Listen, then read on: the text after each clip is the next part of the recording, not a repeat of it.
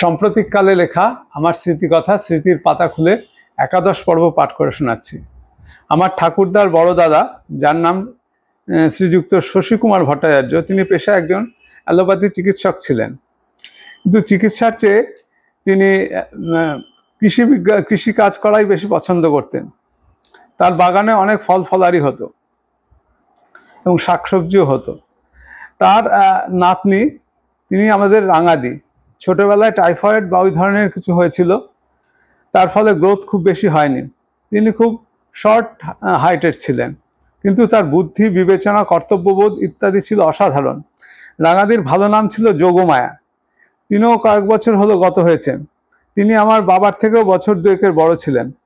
বাবাকে ছোট মামা বলে ডাকতেন, জ্যাঠামণিকে ডাকতেন মেজো মামা বলে, সেজুকে সেজ মামা বলতেন। রাঙাদিরা 3 বোন এবং 3 ভাই। বড়দি শ্রীমতী মহামায়া দেবী, আমরা ডাকতাম সোনাদি বলে, অঙ্গনওয়াড়ি কাজ করতেন। 3 বোনই ভাগ্য বিড়ম্বিত। বড়দি, যাকে সোনাদি বলতাম, বিয়ের কিছুদিন বাদেই বিধবা হন।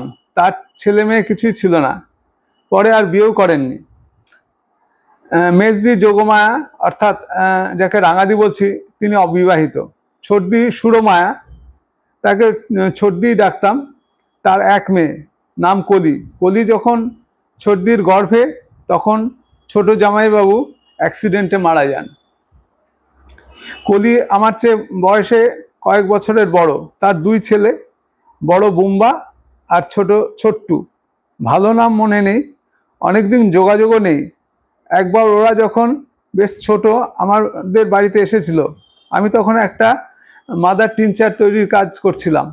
ওরা দুজন, বিশেষ করে বড়জন বুম্বা, আমাকে খুব সাহায্য করেছিল। ওর হরস্কোপের সাথে নেতাজির হরস্কোপের অদ্ভুত মিল আছে।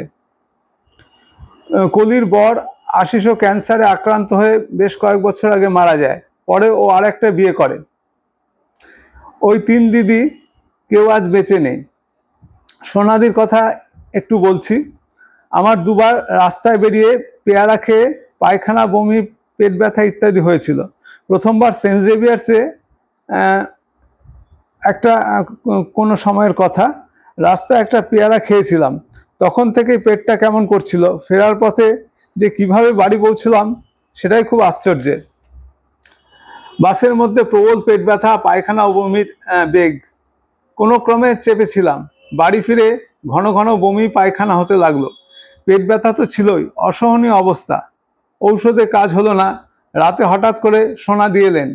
আমি ততক্ষণে 12-14 বার পায়খানা এবং ওই রকম বাড়ি বমি করেছি।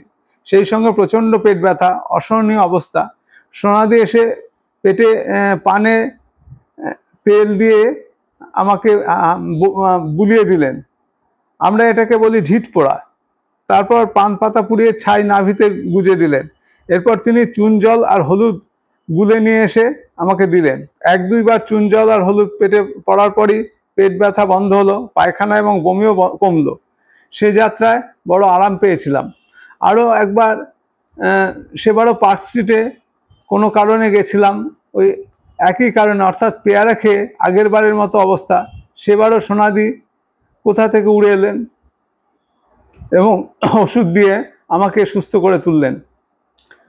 আমার যখন 6 বছর বয়স, তখন বাবা, জ্যাঠামণিরা আমাকে আর জেঠতুতো শেষদি, যার নাম সুনন্দা, অর্থাৎ ছোটদি ভাইকে শ্রীরামকৃষ্ণ আনন্দ আশ্রম জুনিয়র বেসিকে ভর্তি করে দিলেন।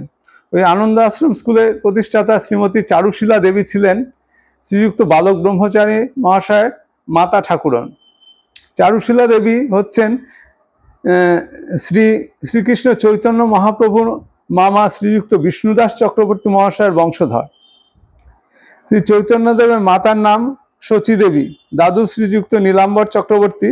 শচী দেবীর ভ্রাতা শ্রীযুক্ত বিষ্ণুদাস চক্রবর্তী, তারই বংশধর ছিলেন চারুশীলা দেবী।